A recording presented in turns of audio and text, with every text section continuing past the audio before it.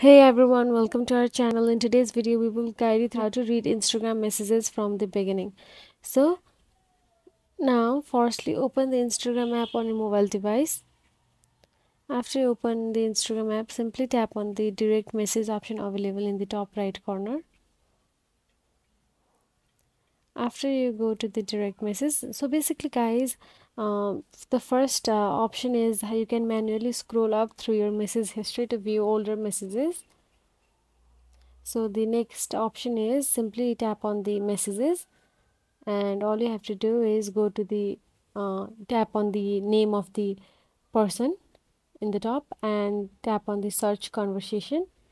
And if you remember the first text they have done to you, then simply so you can see all the text here. So tap on the text you think is the first conversation, and you can also see the dates. So that is it guys. If you found this video helpful, please like, share and subscribe our channel, and thank you so much for watching.